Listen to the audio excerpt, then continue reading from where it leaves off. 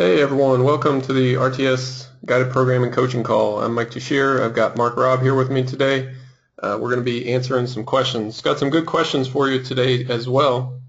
So we'll be focusing on a lot of explanations, which I enjoy talking about. So getting more into the why reasons for doing certain things that we're doing in the program. So hopefully this helps you guys understand some of that stuff. But before we get to that, we'll handle the nuts and bolts of the things that are important to helping you do the training correctly. So to lead off, we're going to cover executing the workout. One question for executing the workout today. This question says, should I be adding any assistance exercises to my scheduled work? In general, no. There are a couple special cases which we'll talk about a little bit later, but just as a general rule, no, you don't need to add any assistance work to your programming. The programming, as I'm sure you've come to realize, is really heavy on basics. To train your squat, we do a lot of squatting. To train your bench, we do a lot of pressing, and we do a lot of pulling for the deadlift. So those are the things that are most specific to the movements we want to develop, and as a result, there's not a whole lot that needs to happen. There's not a whole lot of things that we need to do, to in the way of assistance work to improve those results. Training the basics, hitting the squat, the bench, the deadlift, that is what provides the majority of our progress. So that's what we tend to focus on.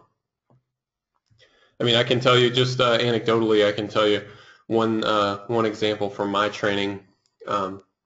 Back in the day, I did a lot more assistance work, a lot of stuff, glute ham raises and tricep extensions and different kinds of rows and just all manner of assistance work, supplemental exercises and stuff. When I stopped doing glute ham raises and started doing straight leg deadlifts, my deadlift went up. When I stopped doing reverse hypers, started doing more squats, my squat went up. That's been kind of a theme. So we're getting you guys those effects as well. So that's kind of the intent. We have a few questions here about program modifications. The first one says, I'm a bench only guy. How should I modify this training for bench only? Basically, there's not a whole lot of modification that you need to do. The training is designed to be flexible. It's designed to be it's designed to be added and built on kind of in blocks. Now, for the most part, we're talking about taking away blocks because my intent is to push you a bit with the training. So if we're already pushing kind of to your limits, then as some people have experienced, if you have difficulty recovering or anything like that, we're going to take away some pieces of this training. If you do have some issues with undertraining, which tend to not be very common, we'll either place you in a different group or give you some blocks to add on. So the training's written in kind of this building block sort of style. So if you're a bench only guy, basically you're just going to clear away all the squat and deadlift work because you're not able to train squat and deadlift. Now, in theory, that should leave you some recovery resources that you could train your bench with more volume, but I haven't found that to be the case in practical experience. Maybe a little bit more volume, which we'll cover in just a bit, but there's not a whole lot that you need to do. I wouldn't add in a ton of triceps work or anything like that. What tends to happen if you start adding in a bunch of extra stuff, especially extra isolation stuff, that can lead to tendonitis and things like that. So I keep hinting around at this other situation, so I'm going to skip ahead a little bit. We've got a lifter who's a bench-only lifter. He says lately his recovery's been great, like really great, and he's concerned that this training, which he's just starting on, is not going to be enough volume, and he wants to know if he should add any assistance work. I would say give it a shot as is for a couple weeks. And by a couple weeks I mean like 6 to 8 weeks. Give it a a period of time where you're just kind of giving it a shot, and we'll see kind of how things go. If you're making progress, then hold serve, continue doing what you're doing. If you're not making progress, then we need to revisit this and probably add in some assistance work, some stuff like that. But if you're able to make good progress on a lower volume of work, then that's going to be to your benefit over the course of the long term. It's going to give you plenty of room to grow into your program, as you get stronger over the months and hopefully years. So even though you're doing bench only, even though your recovery's been great, I would start with just the base program as it's written. We can add in some supplemental stuff a little bit later on, especially if you start noticing things are having a negative trend. So keep an eye on your progress, and that's what I would say about that. So now, kind of to circle back around to our other bench only question about how to modify this training for bench only, clearly there's not a whole lot of modification that needs to happen. If you wanted to add in some lat work, some additional rows, pull downs, things of that nature, I think that is potentially beneficial, especially for a bench only person, because you don't have the stimulus coming in from the deadlift. So adding in some lat work would be acceptable, but there's not really much reason to super tightly regulate it. I really doubt that you're going to completely overtrain yourself on supplemental lat work. So just do some rows. If you want to do 3 sets, 4 sets, 6 sets, it probably doesn't matter a whole lot. Do what you feel like. Pick exercises that you enjoy. Pick rep ranges that you enjoy. The lat work is not a make or break thing. If you just do it, it will help facilitate your progress over the mid and long term, but it's going to facilitate your progress just the same if you do exercises that you enjoy versus exercises that you kind of hate and have to force yourself to do. So hopefully that addresses some bench-only concerns. If there are any more bench-only concerns, definitely make sure to let me know. Got a question that just came in here. I'm going to read this one to you guys and answer that now. I've always deadlifted in weightlifting shoes. I've not competed in actual powerlifting meet yet. Do you recommend that I try flatter shoes, and why? Good question. Yeah, in general, I would recommend at least trying some flatter shoes.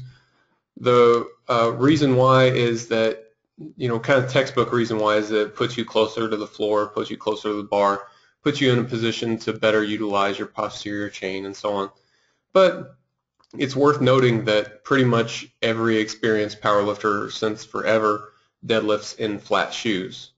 So that's not a guarantee that it's better. It's not a guarantee that it's better for you, but it definitely means that it's worth a look. It's worth a try.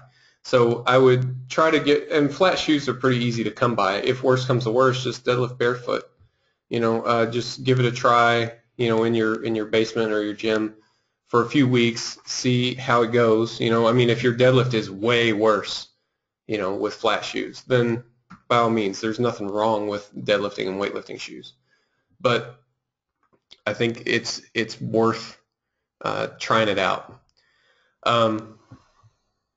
Yeah. Mark, do you have anything that you want to add with regard to deadlifting in flat shoes? I know that this is a question that comes up from time to time, and it's one of those things that we have some reasons why that sound pretty good. I'm not totally certain that that's why, but it's definitely worth checking out. And with something so easy as deadlift, that it would be pretty easy to just kind of test it out and see what you think. Mark, what do you think? Well, I agree with you 100%. I don't really have much to add to that. Other than obviously longer range of motion with shoes that have some sort of a heel in them, as well as I know shoes with heels in them definitely make me feel like I'm pitched forward a little bit, which is the wrong direction as far as the deadlift goes. Yeah. It's probably one of those things that you can get used to. I mean, we're talking, a pretty short distance, for the most part.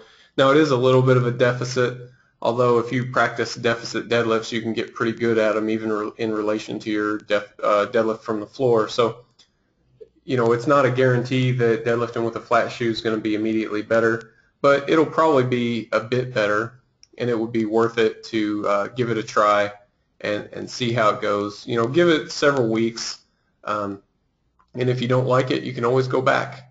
You won't get weaker from trying it out, and then that way you'll know for sure.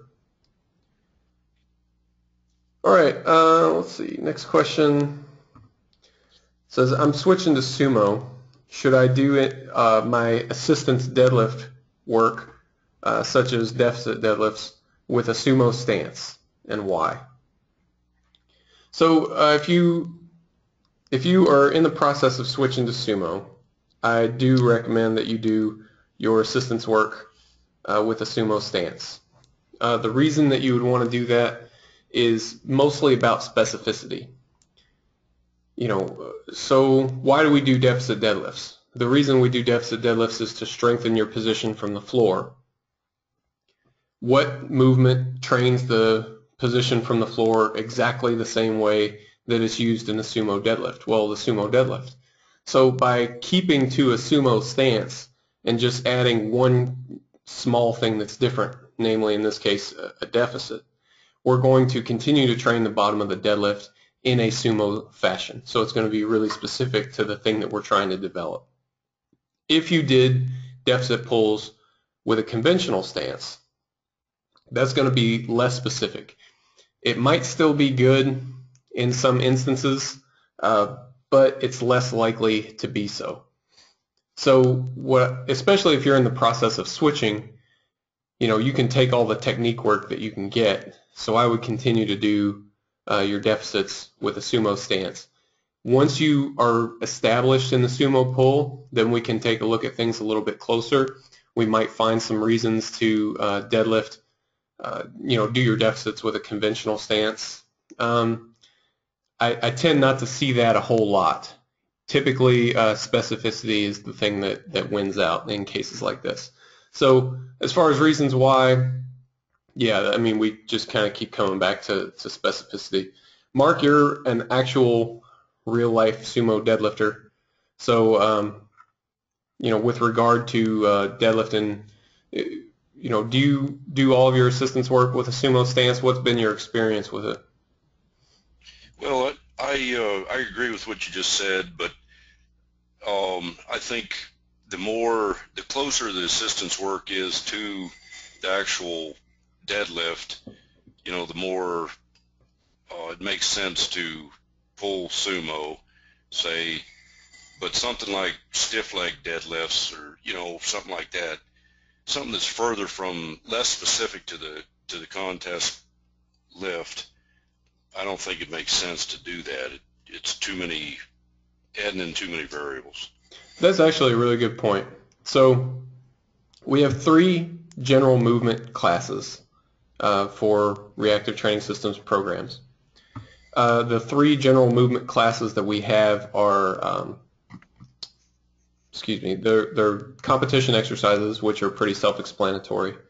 Then we have assistance exercises, which are very close to the competition exercise, maybe 1 or 2 small things changed, but in general, it's very similar to the competition exercise. Those changes would be, just in order to emphasize, some certain part of the range of motion or some part of the movement pattern. And then finally, we have supplemental exercises, which try to train the muscles more than the movement pattern. Now, I did just talk about how when I got away from doing things like glute ham raises and started doing more straight leg deadlifts, that my lifts improved. But you'll notice that, while straight leg deadlifts are more specific than glute ham raises, they're still not hyper specific. And to that end, I would agree with Mark. So when we're talking about supplemental exercises, doing your RDLs, doing your straight leg deadlifts, your good mornings, do those with, your normal, a normal stance. We don't want you necessarily to do sumo straight leg deadlifts unless you're in some of the special cases that we've talked about in some past calls. So supplemental lifts tend to focus more on muscles. If we're talking about one of those, then yeah, it's fine. We don't necessarily have to be specific, but in this case, we're talking about deficit deadlifts. Deficit deadlift definitely falls in that assist category, which we want to be fairly close to the competition lift, only 1 or 2 small degrees removed. So that's actually a really good point, Mark. I'm glad that you brought that up. All right, so next question we've got a few scheduling questions here.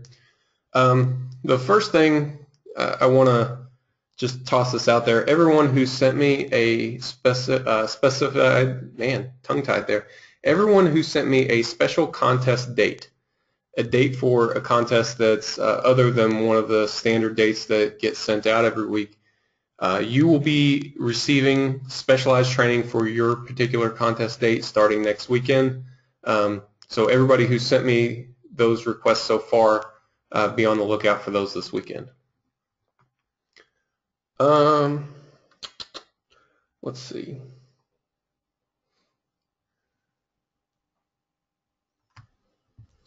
All right, next up we've got a couple technique videos to check out, so stand by while we get that set up.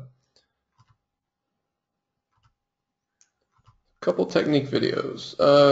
These are some contest videos from Garrett. He had a contest last weekend, so we're going to go through these videos. These are last successful attempts, so we'll watch each one, starting with the squat.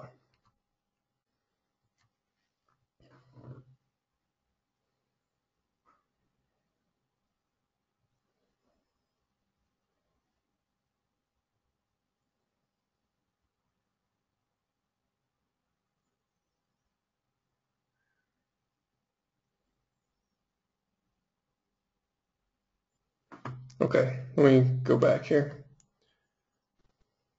So the first thing that I want to mention, I'm going to go back to the beginning.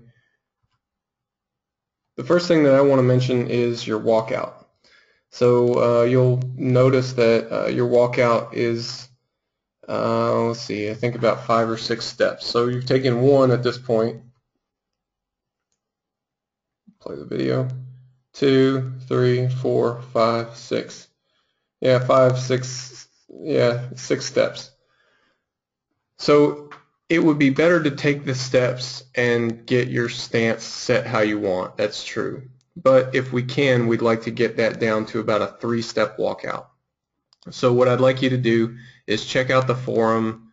There is a link on the forum that will take you to Matt Gary's squat technique video where he discusses how to set up the squat, and he teaches a 3-step walkout. I'd like for you to learn that 3-step walkout and start practicing. Of course, if you need to take more steps in order to get your stance right, I would rather you have your stance correct than incorrect, even if it takes more steps. But over time, it would be good for you to get used to fewer steps on the walkout. Everything else looked all right. Let's see. Let's watch the video one more time.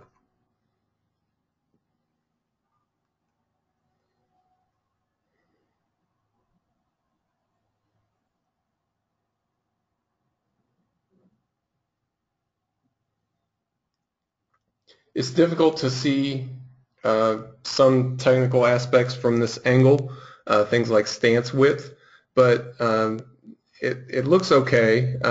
Looks fine. I don't have any big complaints about stance width or anything like that.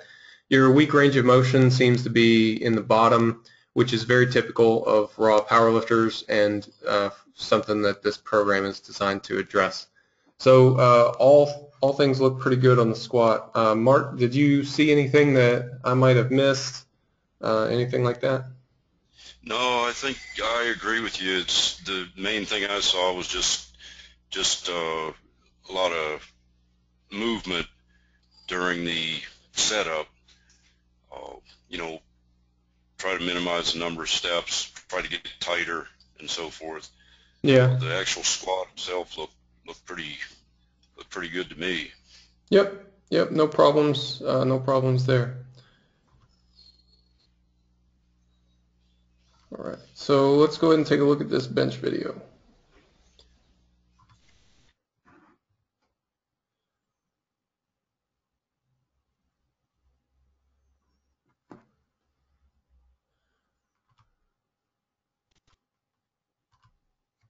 All right. This looks pretty good to me. The only technical things that I would be on the lookout for, setup wise, it looks like your knees are pretty high. Uh, that's obviously not a problem from a technical standpoint for the bench press, but it can lead to some problems with your butt coming up off the bench. You can get more leg drive and keep your butt on the bench if you kind of cock your feet back underneath you a bit more. At the same time, some people don't like that. It doesn't feel good on their back. So I'm definitely not telling you to do that, but if you haven't tried it, it would be something to consider. Everything else looks pretty standard. Is that about what you see, Mark?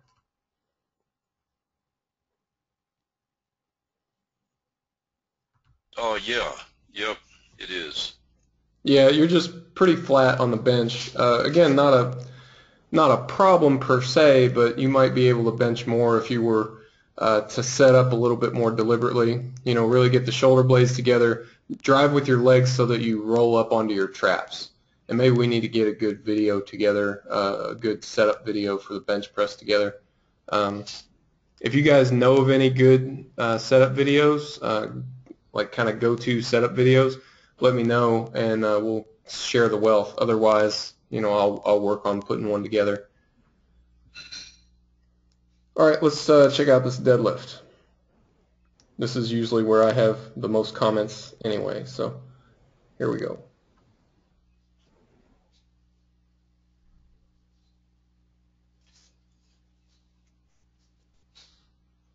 Okay, starting from the beginning. This is more or less your bottom position where the bar starts to break from the floor. Um, you'll notice in this position and then even more so later on that you are in a round back position. As we keep talking about all the time, that's fine as long as that's deliberate. If you didn't know that you were a round back deadlifter, well, you are. And you would need to change some things if you wanted to be a flat back deadlifter. But this is your bottom position. You really don't seem to flex out of this position. Like your back doesn't round anymore. So as far as being a round back deadlifter goes, I think you're going about it as best you can. So let's go ahead and watch this pull one more time.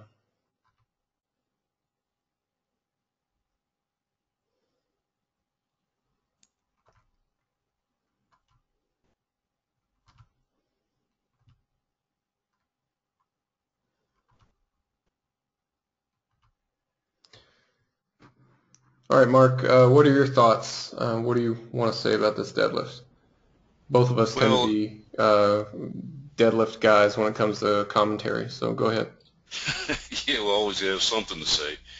Um, I agree about the round back position. I agree with you as well. It doesn't seem to be going to excessive flexion or anything like that. So just, yeah, it is what it is.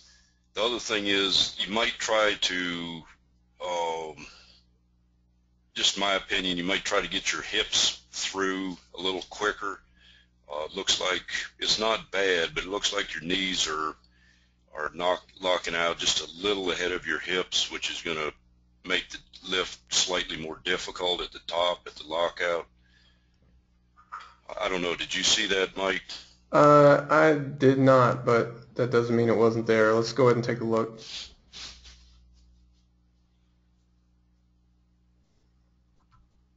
Yeah, I think that's pretty typical for round back deadlifters to I mean, you put yourself in this position where, your legs and hips are at a leverage advantage and your back is at a leverage disadvantage.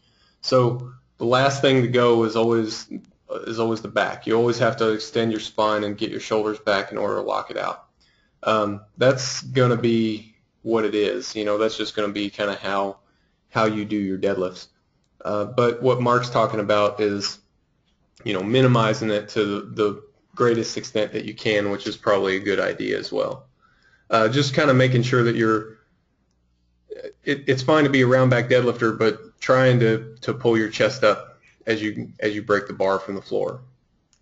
That's usually a cue that I find that works pretty good.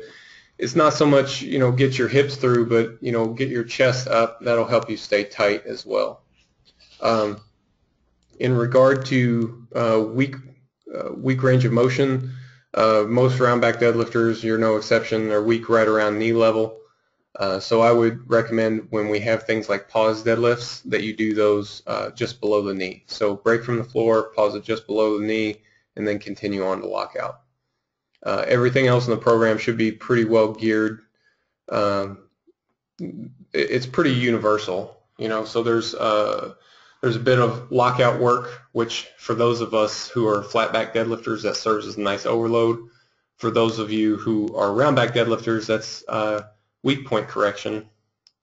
Then there's a bit of off the floor work for round back deadlifters that helps improve your position, helps generate a little more speed off the floor.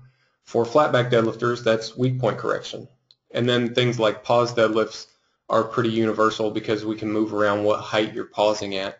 For round back deadlifters, you're going to pause just below the knee. For people who are deadlifting off the floor, or whose weak range of motion is off the floor rather, you pause just after the bar breaks. So that should sum that up in terms of helping to address your deadlift. Mark, anything that you wanted to add, or I think we're pretty well clear on this? Yeah, I think we're pretty well clear. I didn't have much else to say about it. All right, no problem. All right, so we'll get back to our normal questions here. All right, as promised, we had several explanation type questions today. So the first one is, why do my lifts decline after a meet? So you peak really big for a meet and you go and you have good performance, and then you get back in the gym that week or 2 weeks after and your lifts tank. Why is that? In my opinion, the biggest reason why that is, and Mark might feel a bit differently, but the biggest reason is that there's like this mental unloading. As you lead up to a meet, whether you realize it or not, you're accumulating stress, not just from the training, but you get more and more stressed from the meet prep itself. The meet in general starts to make you a bit more stressed out as you go. Then once the meet is over, that's gone. So it's difficult to get yourself as psyched up. It's difficult to get yourself as focused, in that period of time right after a meet. Now that doesn't mean that it's like within your voluntary control. It doesn't mean that like you can just decide to be more focused today.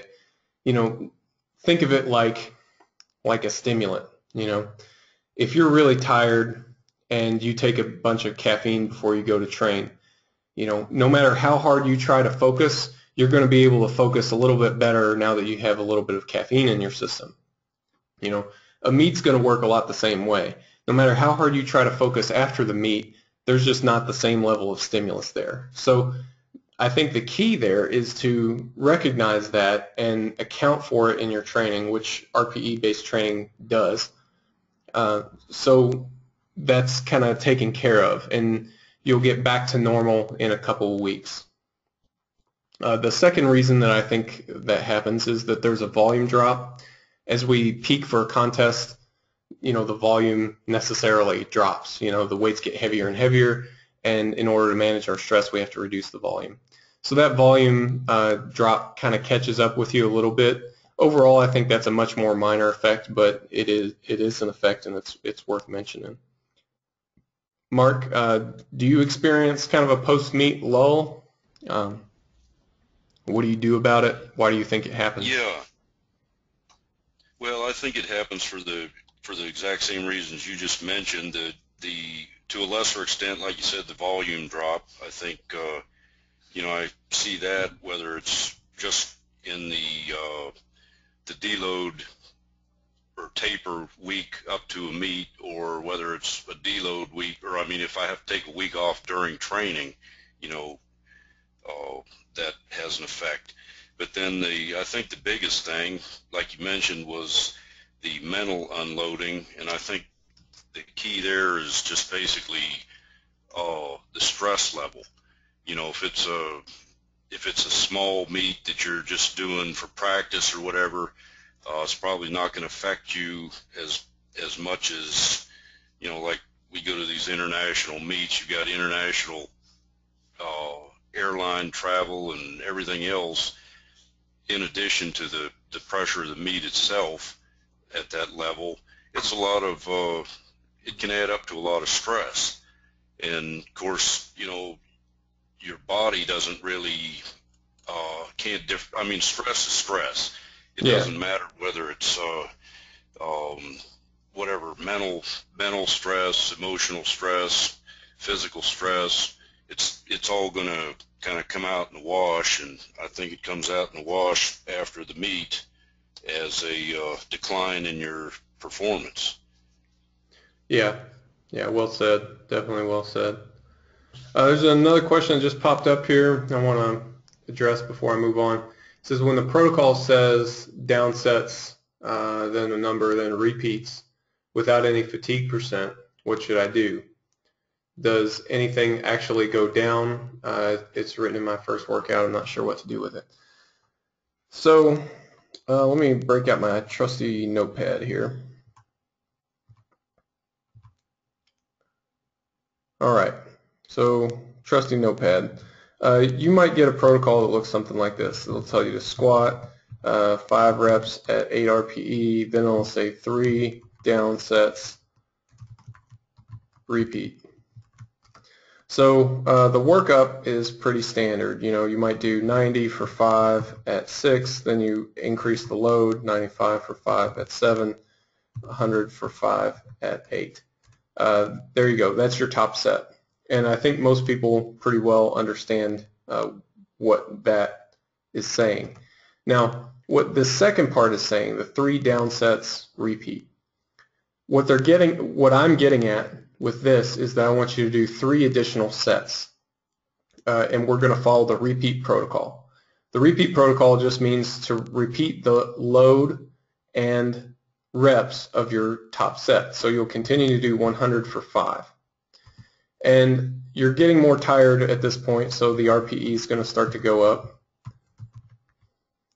Now, you're supposed to do 3 additional sets, so we know we need to do a 6th set here. However, we can see that the RPE is getting a little bit high, so it would be ideal to repeat the same weight for the last set. However, that's not always going to happen.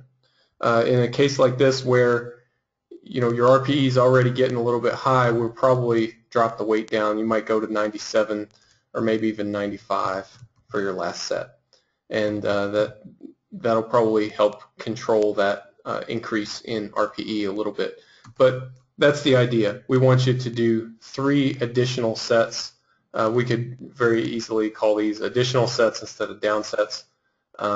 Yeah, just terminology. The repeat protocol is the important thing to take away from that. All right. Let me know if that makes sense or if you have any additional questions for that. Next explanation question that we've got. As the meet approaches, I'm approximately 7 weeks out, what will be the general trend of the programming during the weeks closest to the meet, i.e. more or less volume, heavier or lighter weights? Are we going to do any singles? The general trend will be for you to increase your intensity and reduce your volume, kind of standard linear periodization framework. However, the specifics depend a bit on which group you're in and which phase of the annual plan that you're in. So some groups, particularly our more advanced groups, particularly for the comp phases of the annual plan, they will have more singles in their training, and they'll have quite a few of them as you get closer to the competition. Lower level groups, so people with lower Wilks scores, don't really need that exposure. And it's really even debatable whether the higher level guys need that exposure to heavy singles. There are plenty of strong people who never train heavy singles in training at all, which we've mentioned in the past.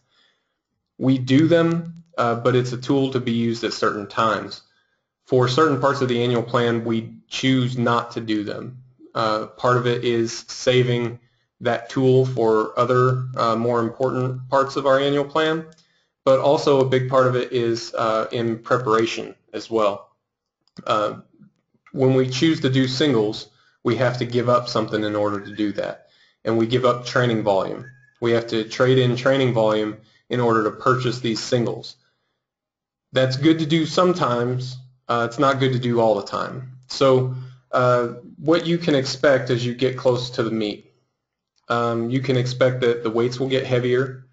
You can expect that the volume will decrease a little bit. The total number of sets may not decrease, but since you'll be doing fewer and fewer reps, your total volume is going to go down. You may or may not do some singles. If you're going to do singles, you'll start doing them, 4 or 5 weeks out, maybe a little more, maybe a little less, depending on the exact training cycle. But that should hopefully give you an idea of what you can expect. If you have any more specific questions or you want to kind of dig into this in a more specific way, definitely let me know. I would be happy to discuss that with you. Next question is, why do you change from 4 sessions a week to 3 sessions a week sometimes? And then kind of a similar question for a different group would be, why do we change from 3 sessions a week to 2 sessions a week sometimes? These are deload weeks, just kind of in common parlance. We call them deload weeks. We don't necessarily program them for recovery reasons. I know a lot of people have deload weeks in their program specifically to help you recover from training because you need, our prior 3 weeks of training have been so tough, you need this, this lighter week to help you recover. It will serve that purpose just a little bit, but that's not the real reason that we do it. By turning down the frequency, that reduces your training volume. And it reduces your training volume in a way that lets us get a nice significant chunk of volume reduced. It also gets you out of the gym for a day, which some of you who maybe have a lower training age don't quite appreciate yet, but you will.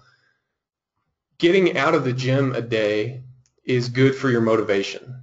It's also for those of you who are busy and are really kind of cramming training into an already full schedule. I'm sure you appreciate having an extra day where you can get some errands done, do some things around the house, pick up some chores, stuff like that. I know a lot of us have, exceptionally busy lives, so having that time is useful, but it also serves a training purpose by modulating our training volume.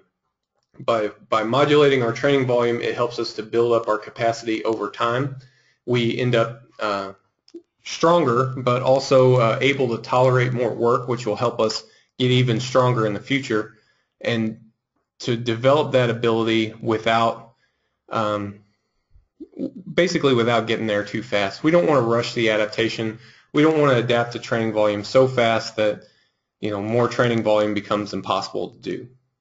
So it helps us to build our capacity, it helps us to build our strength, it helps us with recovery. It also helps us to manage the adaptation process. So I think that was probably a little bit of a confusing answer. So hopefully it makes a bit of sense. If it doesn't, write back. All right, last question that we've got for now at least says, with the assistance work, why do you change it up weekly? So in reference to like supplemental movements. Why do you change it up weekly? Why not stay with the same supplemental movements for a whole block of training, i.e. 4 weeks, and then change? Is it just a way to get variety into the program while still hitting specificity aspects by always doing your competition lift at least one time per week? You actually got pretty close to it. So I come at this from a couple different directions. First of all, I don't think it's wrong necessarily to program supplemental movements in blocks. If you want to do the same supplemental movement for 4 weeks at a time, I don't think that's wrong. I also don't see any strong evidence to mean that that's right either. So where I come at this from is kind of from two different approaches. One, as you mentioned, it's partly about variety. It gets you a little bit of variety. It gets you doing some different things. Yeah, so it can help with, staying motivated in the gym. The novelty is beneficial. The novelty is helpful. We do the same competition movement every week, week in and week out. That can get dull for some people. So, and I know some people just love it. I'm one of them. But having the supplemental movements that shift around can help with the motivation. Now, for me, I also have another reason why I do that, which may or may not prove to pan out in the long term. The other reason that I do it in the theory that I'm operating under, for supplemental movements, our desire is to train the muscle, not necessarily the movement. So let's take front squats, for example. If I program front squats in your training, my aim is to develop the muscles that front squats develop, quads and back muscles. So it doesn't really do me any good if you get super efficient at front squatting. That's beneficial in a way that you can, in the sense that you can now front squat more weight and you're better at the skill of front squatting, but that's not necessarily good for your back squat. What we're more interested in is that it develops the muscles. You stress the muscles and the muscles get a bit bigger and a bit stronger, as a result of doing these front squats. So by rotating the exercises, you're not getting the frequent practice that you need to really develop a lot of efficiency in the front squat, but you're consistently stressing those muscles. And you're consistently training the back squat so that your neurological adaptations, your skill development is focused on improving the back squat. Things like front squat become more of a muscle-focused movement. So again, it's just a theory. It's not necessarily ironclad or anything, but it's something that that's one theory that's kind of in conjunction with the variance thing that we just discussed. That's why I'm programming it in the way that I am for now. Mark, did you have anything that you wanted to add on that? We got one last question that came in here. If you have anything you want to add, then go ahead. Yeah, I mean, I agree. I like the variety. Things changing week to week, and I've noticed that, you would think that doing something 1 week and then not doing it for 3 weeks, you might not make any gains or whatever, but that's certainly not the case. So I don't know, it seems to be working as far as I'm concerned. And I mean, we put a lot of emphasis on narrative. Can you tell me a story that makes me believe in this thing that you're having me do? Which, I mean, I understand where the idea is coming from, for sure. I like narratives too, but sometimes there's a bit of phenomenology involved.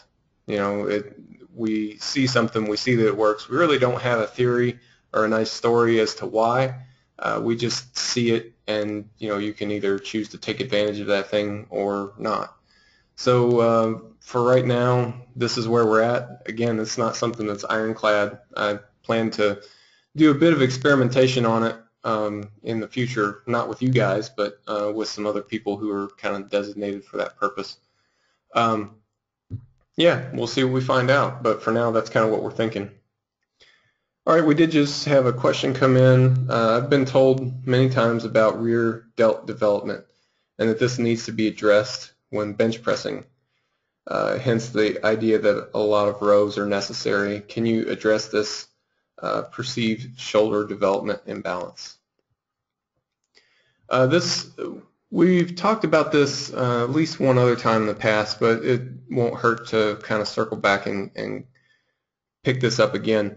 So the notion that a lot of pressing also requires a lot of pulling or a lot of rowing to balance out your upper body. I don't necessarily buy it. Now that's kind of my own view on things. I don't think that your body's that fragile that, just by virtue of the fact that pushing a lot, you're going to end up with some severe imbalance. Like, that just doesn't make much sense to me. Like, why would your body adapt in a way that is going to, result in this severe imbalance that's going to cause you pain and, limit your mobility? And I mean, ultimately, if you think about it in a more ancestral sense, it's going to limit your lifespan. That doesn't seem like a very useful adaptation.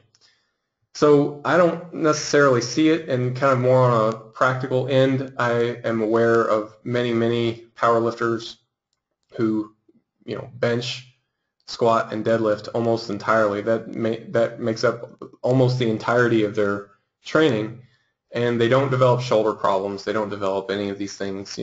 I think that in general, the idea of you need to balance your push and your pull is kind of a fitness industry construct. Now, I'm aware that there are people who don't agree with me, and I'm also aware that there are other people who have shoulder pain that's alleviated by doing rows. If that's you, hey, we're fine. We don't need, there doesn't need to be any conflict even within the confines of this program. So if you believe in rows help your shoulders feel better, or you just feel like doing more rows, first of all, there is an opportunity for you to do rows twice a week in every week that's already built into the program. In your GPP workouts, you have rows that are scheduled. Your plan for density work, you can train them heavy, you can train them light, you can do whatever work that you feel like doing as long as it fits within those time constraints. There are also rows built into most of the other programs as part of a deadlift supplement.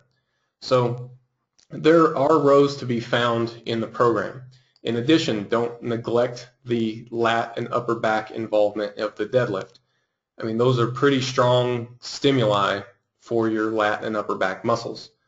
If you want to do even more rows than those that are already made available to you in the program, that's okay as long as it doesn't interfere with your deadlifting, which it should be pretty easy to, just extend your GPP rows a bit more if you wanted to do even more rows. So there's plenty of opportunity for rows in this program.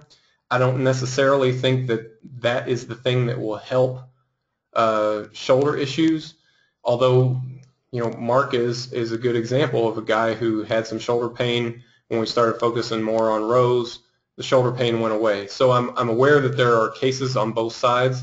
I just think that benching and not doing rows isn't a guarantee for shoulder problems. So that's why it's not. I don't think that it needs to be necessarily built into the program and balanced out in the program. If that's one of your individual needs, then certainly address it.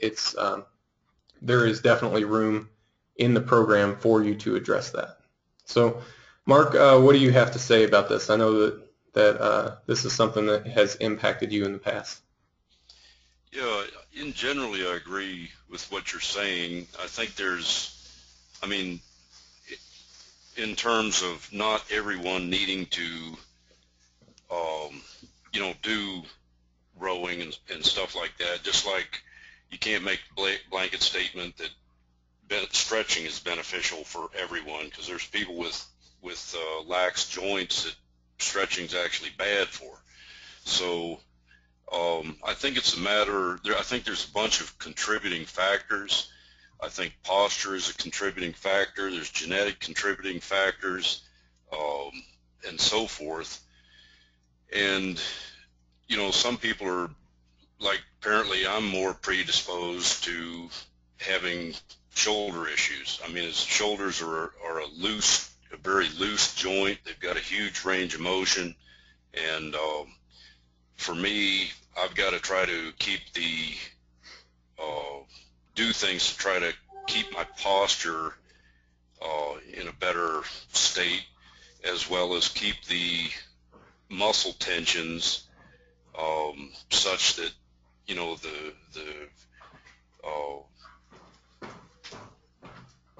head of the humerus stays in a better position instead of being jammed at the front of the joint. You know, if I didn't do a lot of rowing and stuff like that, and I got a lot of muscle tension in the front and shortness, then it pulls the head of the humerus forward, and I end up with impingement. So I think, like you said, it's kind of an individual thing. Yeah, I had a conversation with a guy recently where we discussed that same notion about, you know, lots of bench pressing, you know, chronically tightening all these anterior muscles, and, you know, it pulling the head of the humerus in one direction or another. I mean, I understand where that line of reasoning comes from. I'm not convinced of it myself. At the same time, I'm not a therapist, so, you know, take that for what it's worth. I just think that, you know, if we look at the amount of people who do, you know, powerlifting training, who basically do only the power lifts and don't do any rows, who, you know, don't have shoulder problems, I don't think that just bench pressing a lot necessitates doing a lot of rowing, especially when deadlifts are involved. Now, if you're doing bench only, that could change things. I haven't looked at that many bench only training programs to kind of form an opinion on that. And besides, if you're doing bench only, you probably have a bit more time to spend, and it's kind of one of those, well, why not add in some extra rows? But for those of you who are doing 3-lift, you know, if you're limited on time, you know, and limited on motivation and stuff like that, I don't think you have to do the rows. If you want to do them, then, you know, as long as they're placeable in the program, it's not going to hurt you, you know. So, I mean, yeah, it's not going to hurt you. So knock yourself out. All right, so I think that's about it. That's all the time that we've got anyway. So as always, just want to thank everybody for watching. Those of you who were able to attend live, thanks for that too. I appreciate your attendance. Next week's call time will be next Tuesday again. Keep checking that calendar though. Pretty soon here we're going to move them over to Mondays. Get your all's questions answered a bit earlier in the week and help get these answers out to you a little bit faster.